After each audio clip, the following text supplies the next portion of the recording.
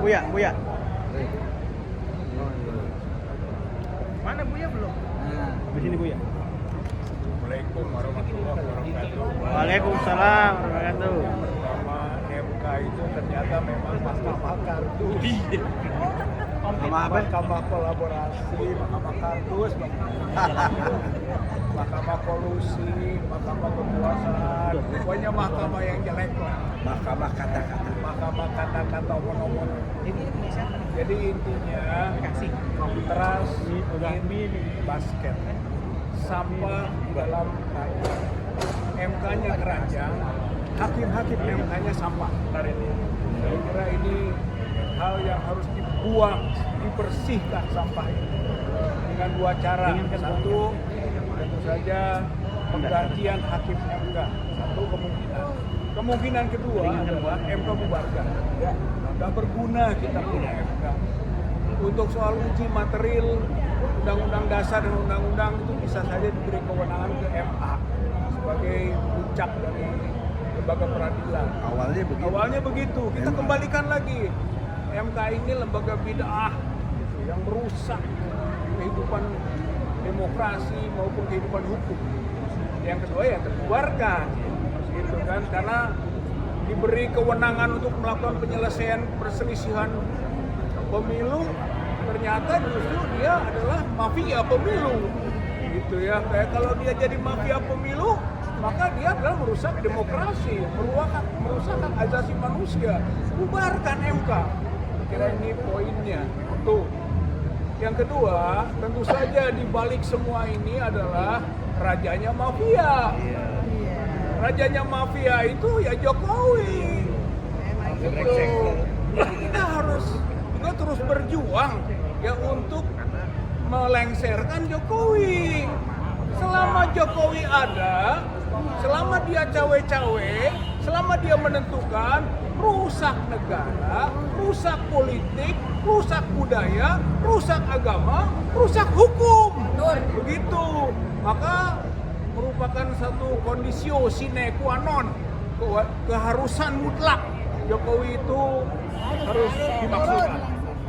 Dan yang terakhir, tentu saja bukti kerusakannya Jokowi itu sampai sekarang ijazahnya nggak jelas. Gitu, makanya Bang Egy dan teman-teman kuasa hukum sekarang berjuang keras gitu kan untuk melakukan pembuktian. Ada Otto pernah ngomong, dia bilang Jokowi punya ijazah aslinya, ada. Nah, ternyata kan sudah dibuktikan di sidang Solo. Iya. 6 bulan, nggak ada. Berarti Otto memberi keterangan palsu. Keterangan palsu.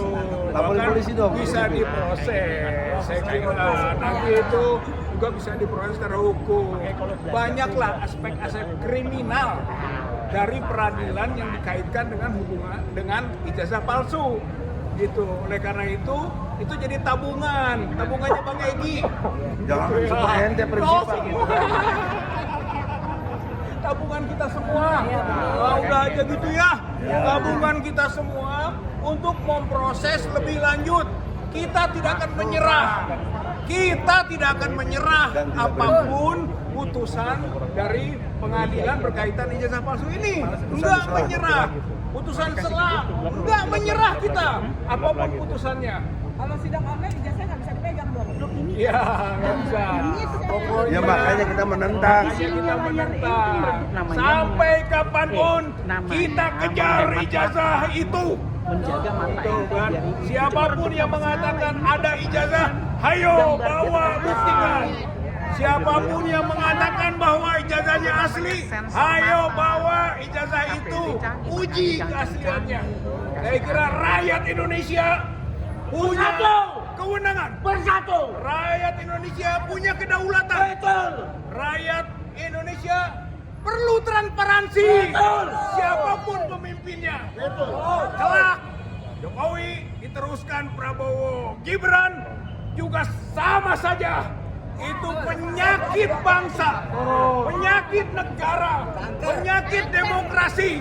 Dan kita tahu bahwa keputusan MK, keputusan sampah. Trust in basket. Sampah dalam keranjang. Ayo lawan terus. Ayo lawan terus. Lawan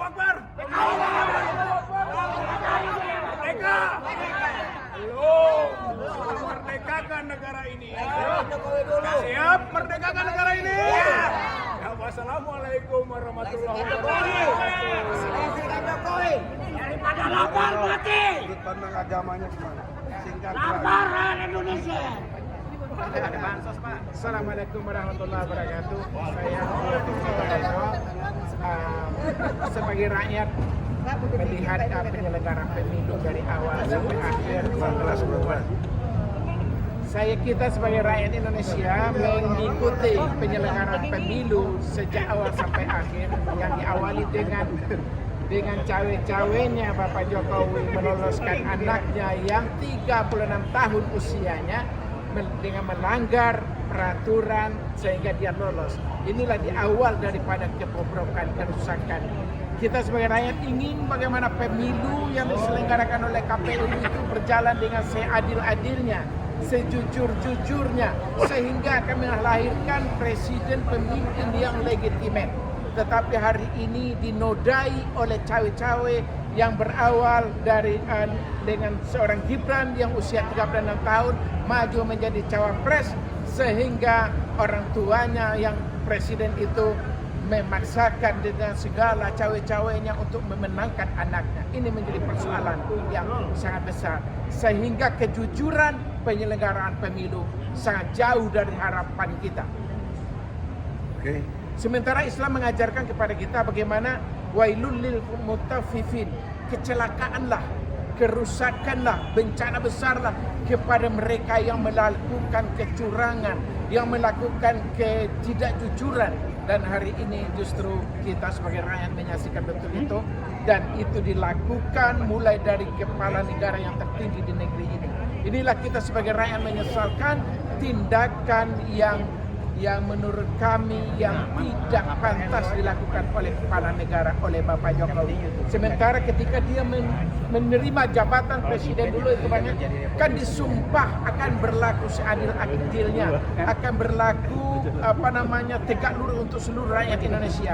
Tidak boleh berlaku memihak, tidak boleh misalkan ketika ada paslon kemarin dia memperjuangkan kepada anaknya. Bagaimana seorang presiden, anaknya yang maju, akan pemilu akan bisa secara jujur?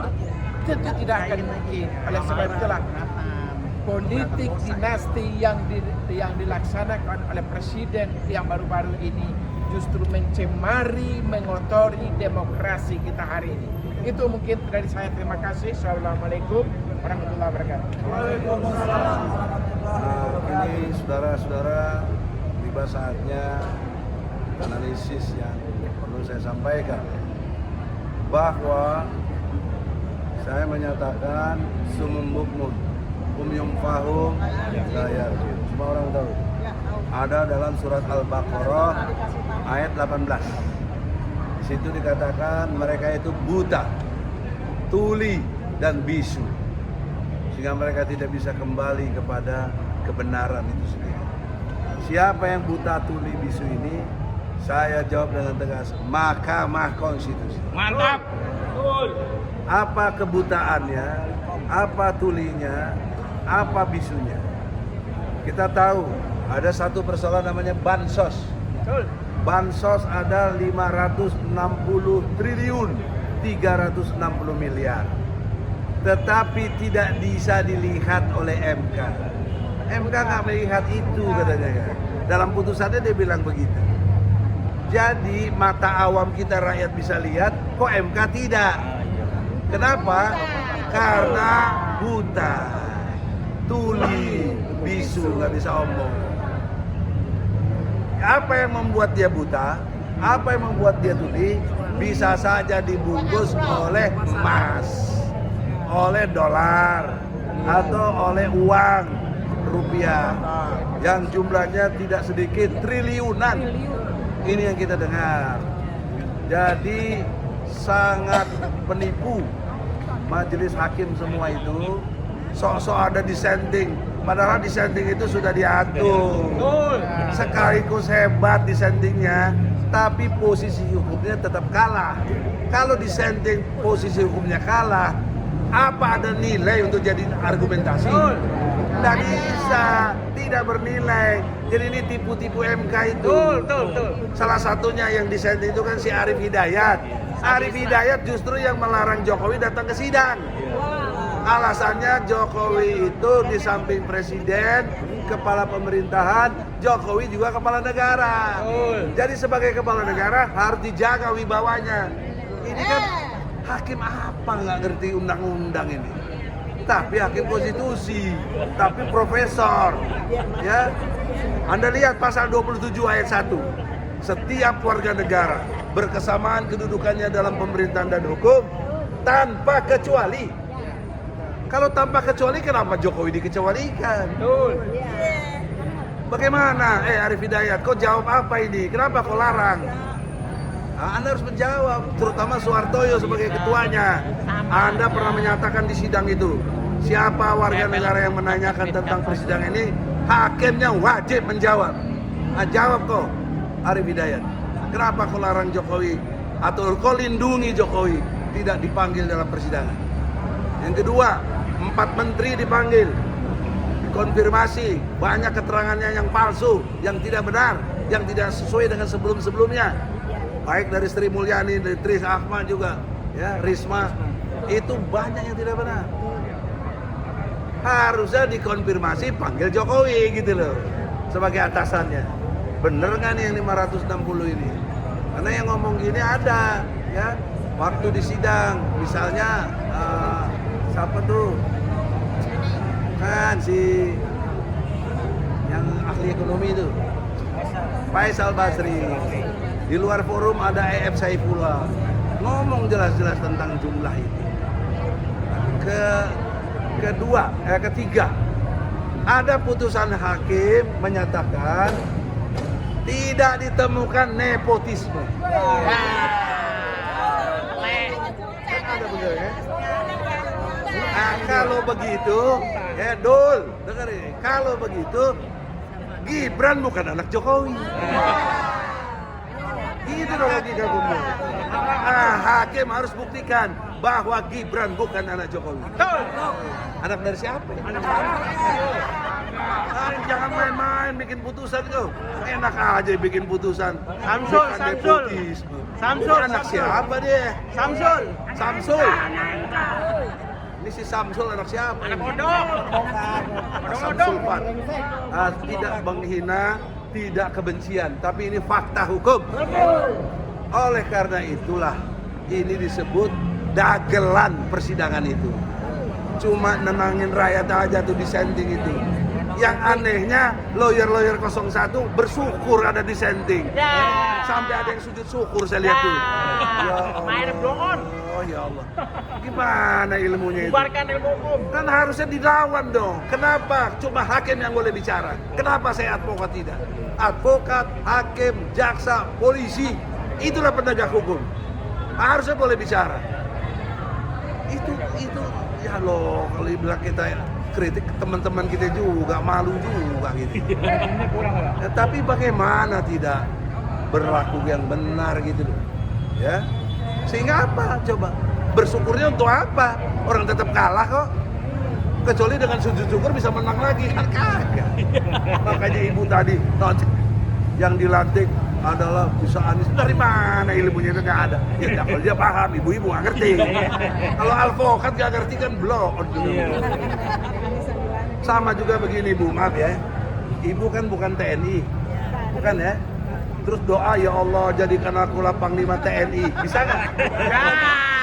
Itu bukan namanya. Nah, ini logika gitu, cerdas rakyat. Jangan rakyat nggak cerdas. Nah, oleh karena itu, yang menyesalinya lagi, kenapa saudaraku yang masih saya perjuangkan Anies Baswedan dan Muhaimin kok datang ke KPU tanda tangan menyetujui kemenangan 02. Janji tanggal 22 datang ke depan masa kita nggak datang. Ditipu. Kita ditipu terus. Ya, bagaimana? Jauh-jauh hari sudah saya ingatkan. Ini hakim semua bermasalah. Ya, pendukung. Hakimnya nggak benar, harusnya dilawan. Dipuja-puja. Inilah para blow-on pemuja demokrasi. Saudara-saudara, dalam kesempatan ini mesti dulu settingannya bahwa kita sekarang udah tidak mikirin itu lagi. Kita ke depan yang non elektoral dengan kekuatan pengadilan rakyat yang sudah disonding oleh UGM. UGM itu bukan ece-ece, banyak guru besar menyetujui pengadilan rakyat. Mekanismenya bagaimana? Kita perlu kongres rakyat. Mantap. Ayo. Ambil alih dulu. Nah, saudara-saudara, pengumuman breaking news. Ibu Kurnia baru menemui Ketua PN. Silakan. Assalamualaikum warahmatullahi wabarakatuh. Bismillahirrahmanirrahim. Saya langsung saja ya. Kami berusaha menemui ya Ketua Pengadilan dan seperti biasa tentu jawabannya normatif. Sedang rapat lah atau sedang apa ya terserah saja. Jadi nggak ditemui ya? Tidak ditemui, tidak bisa ditemui. Kitanya sudah nunggu lama nih. Kemudian mau bertemu juga dengan PP-nya, wakil juga tidak bisa. PP-nya juga alasannya kita sudah menyetujui ini adalah merupakan persidangan ikut atau elektronik ya. Padahal saya mengatakan kami tidak pernah menyetujui. Kita nggak pernah tanda tangan kita. Ya, jadi kasihan satpamnya nanti. Ini lebih baik kita ini aja. Kami langsung tadi menuju ke kemana tadi PTSP ya. Tapi karena kelamaan kami cari sendiri. Ini sudah terbaca. Informasi putusan nomor 610-G/2023/PN/JKT-PST tanggal putusan Kamis 25 April 2024 ya. Bunyi keputusannya adalah amar putusan, salinannya belum kita dapatkan, mengadili 1. Mengabulkan eksepsi kompetensi absolut tergugat 1, tergugat 2, tergugat 3, tergugat 4, tergugat 5, tergugat 6, tergugat 7 dan turut tergugat 1 tersebut. 2. Menyatakan, ini penting nih, menyatakan pengadilan negeri tidak berwenang mengadili perkara. Tidak berwenang ya. 3.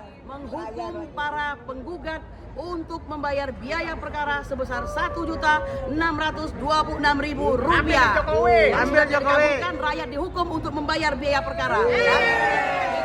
3 amar keputusan nomor 610 ya garing PDT.G/2023/JKT-PST. Boleh lanjut? Banding. Saudara-saudaraku sebangsa dan setanah air, saya paham sebagaimana Anda hadir kemari sangat ingin tahu ya akan bagaimana kelanjutan dari perkara ijazah palsu Joko Widodo. Betul?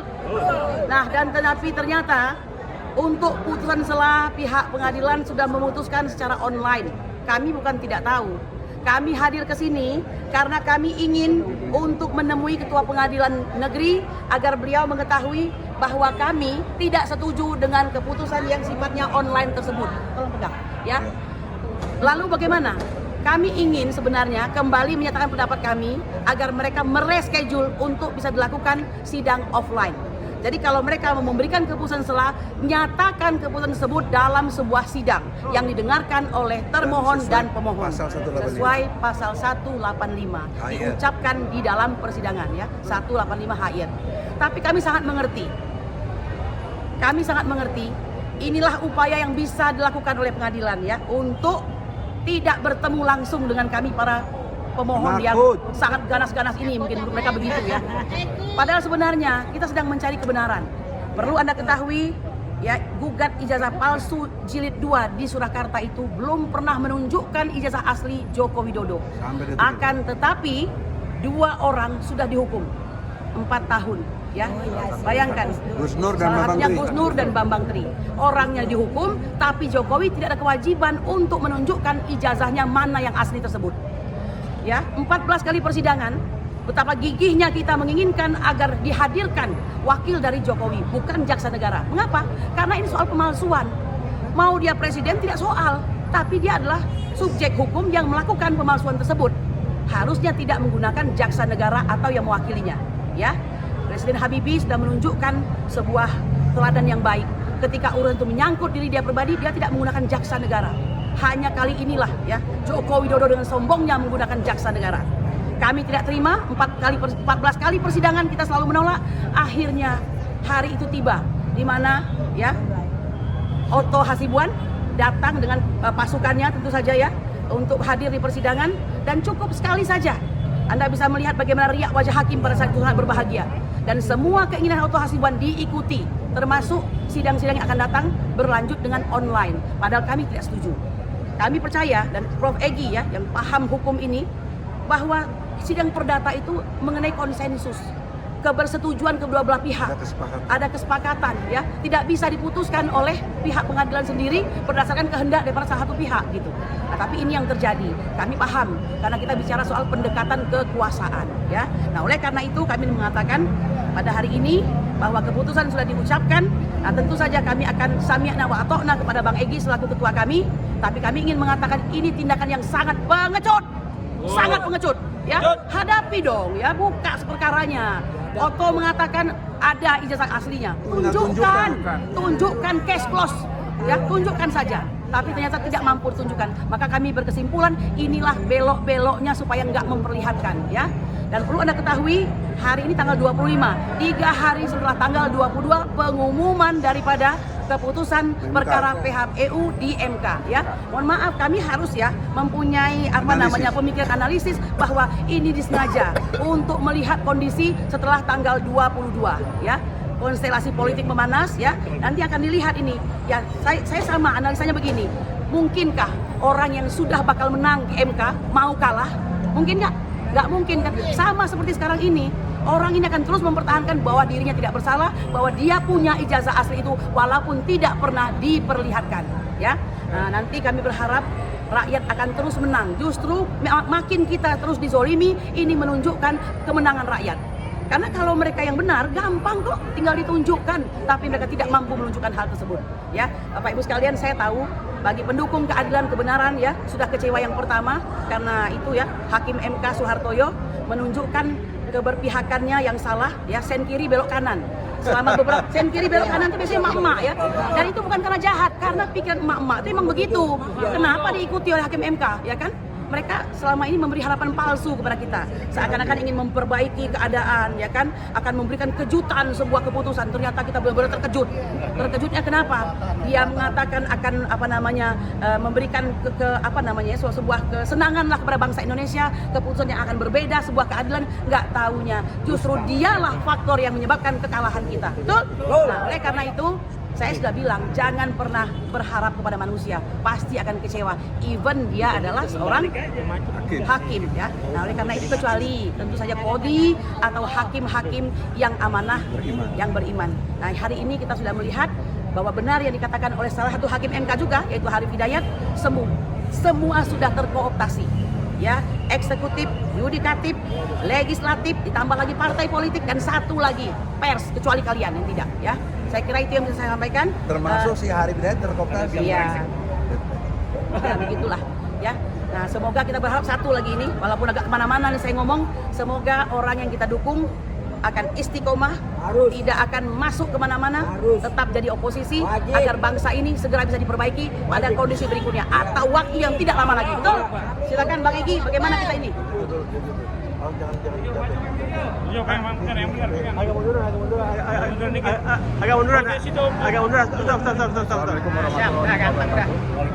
Hanya menambahkan saja apa yang sudah diungkapkan secara gamblang, secara panjang lebar, secara detail oleh rekan Kurnia, ya, bahwa betul ternyata sidang hari ini yang mereka sebetulnya jadwalkan secara online dengan cara memaksa, ya, walaupun tanpa ada konfirmasi dari kami sebagai penggugat, ya, ternyata mereka mengadakannya dengan secara online, kemudian memutuskan tadi diungkapkan rekan Kurnia bahwa intinya adalah gugatan kami ditolak, kira-kira seperti itu. Sebetulnya dari awal kami sudah menyatakan dan berkeberatan sama sekali, berkeberatan sekali itu bahwa sidang-sidang ini akan dilakukan dengan secara online. Karena peraturan Mahkamah Agung nomor 7 tahun 2022 yang terakhir itu, yang terbaru, memang menyatakan bahwa sidang-sidang itu dimungkinkan atau bisa dilakukan secara online, dimungkinkan. Tapi tentunya karena ini kita perdata, tadi rekan Kurnia saya katakan harus ada konsensual ajasnya, ada kesepakatan, ada persetujuan antara para penggugat dan tergugat. Ini kan tidak sama sekali, Bang. Soalnya dipaksakan secara sepihak oleh mereka. Enggak, waktu mereka nanda tangan ke depan, kita kan nggak mau. Makanya kita minta ganti hakim. Betul. Dipaksakan. Seperti itu. Jadi hakim diganti, hakim baru juga begitu. Tampak sekali ketakutan mereka menghadapi kami. Loh, kami kan para penggugatnya pencari keadilan begitu ya. Mencari keadilan, dan ternyata kan terbukti bahwa mereka berusaha menghindar dan tanpa substansi seperti apa secara material, bawang putihnya seperti apa, tahu-tahu kita ditolak saja seperti itu. Jadi ini mengkonfirmasi bahwa ternyata sidang gugatan jasa palsu yang ketiga kalinya ya di Jakarta, di Solo, di Jakarta kembali ya 3 bulan sudah ya, hampir 4 bulan lebih ya. Itu mengkonfirmasi bahwa ijazahnya itu Joko Widodo itu tidak mempunyai ijazah asli. tidak ada. Yang katanya adalah lulusan UGM, Universitas Gajah Mada. Pihak UGM pun tidak pernah melihat yang aslinya. Iya. Ya. Dan silakan saja siapapun, Otto Hasibuan juga demikian, silakan. Kalau memang ada yang asli, itu katakan rekan Kurnia, tunjukkan saja kepada kami. Gampang. Selesai. Tapi ini tidak pernah tunjukkan. Dan 3 kali persidangan gugatan kami, Bang Egi, memang tidak pernah tunjukkan. Ada orang yang bilang, oh kamu yang menggugat, kamu yang membuktikan. Salah. Kami sudah menyatakan bahwa ijazah kamu palsu. Sekarang buktikan bahwa ijazahnya aslinya ada. Yang ini tidak pernah ada. Oleh karenanya, ya sekarang akan digantikan lagi oleh anaknya. Anaknya pun tidak jelas juga ijazahnya. SMA-nya di mana? Ada di Jakarta, di Singapura, di mana? Jangan-jangan nanti di Afrika lagi. Di Australia. Oh ya, di Australia betul. Nggak jelas juga. Apa ini penyakit keturunan? Betul. Kan seperti itu ya. Nah, jadi rakyat sekali lagi, publik ingin menghendaki ajas keadilan dan kebenaran itu harus ditegakkan. Percuma kita sebagai negara konstitusi berdasarkan Undang-Undang Dasar 45, tapi isinya adalah kebohongan-kebohongan, kemunafikan-kemunafikan. Seperti itu. Demikian sementara, Bang. Ijal Madinah, Bang Rizal. Tambahan sedikit, Prinsipal. tentang kompetensi absolut ini adalah cara menghindar. Betul atau tidak? Ya, karena apa? Tidak ada cara lain lagi. Orang kita hanya minta simpel, tampakkan saja ijazah aslinya. Kalau ijazah aslinya ditampakkan, maka akan ada ahli-ahli nanti yang menilai apakah ini asli atau tidak, kan begitu. Dan satu lagi Bapak Ibu sekalian, perlu Anda ketahui, ketika kita dalam persidangan itu, kita akan meminta nasihat kepada hakim. Wajar dong kita meminta ya, bagaimana caranya untuk menghadirkan seorang Joko Widodo atau wakilnya yang bukan jaksa negara. Dan hakim saat itu memberikan idenya, usulnya. Harusnya jika hakim sudah memberikan ide, tidak boleh ada eksepsi. Mengapa kami minta kepada hakim? Artinya itu sudah yang paling benar. Kalau memang mau menyelesaikan masalah. Jadi rupanya ini hanya jalan untuk berbelok-belok. Usulan hakim hadirkan Jokowi secara pribadi. Jokowi secara pribadi tidak juga diiniin. Tahu-tahu muncullah dengan menunjukkan show force ya. Salah satu pengacara termahal di Indonesia barangkali. Dan tidak lain ketua kami juga ya. Dan saya agak kecewa mengapa beliau yang turun. Karena kalau beliau turun itu banyak kode di situ, banyak sinyal. Ya kan dia bisa turunkan orang lain. Kalau memang berkeinginan untuk anak bangsa ini akur. Ya kan, ini dia yang turun sendiri begitu. Tidak pula memberikan akan membawa ijazah asli Jokowi, mana? Tidak ada sama sekali. Ya. Mana? Bohong ya. Nanti Kebohongan publik ya. akan lakukan apa selanjutnya silakan. Ya kan? Mengatakan di persidangan akan membawa ijazah asli Jokowi. Yang jadi seperti itu. Ada, katanya kami akan buktikan. Tahu-tahu yang keluar adalah kompetensi absolut, tidak berwenang. Enak banget ya. Ini persis mirip-mirip seperti persidangan 265 dan 266 ketika kami menggugat Jokowi dan menggugat DPR ya. Hanya inilah cara mereka untuk menghindar. Nggak mungkin memperlihatkan ijazah asli. Itu saja. Ya. Prinsipal. Bang Rizal. Yang prinsipal. Rizal no party. Mari kita party hari ini. Atas sikapnya dari pengadilan negeri Jakarta Pusat ini bukti yang namanya peradilan sesat. Wali Grehter gitu ya, ada namanya peradilan sesat. Ini bukti peradilan sesat.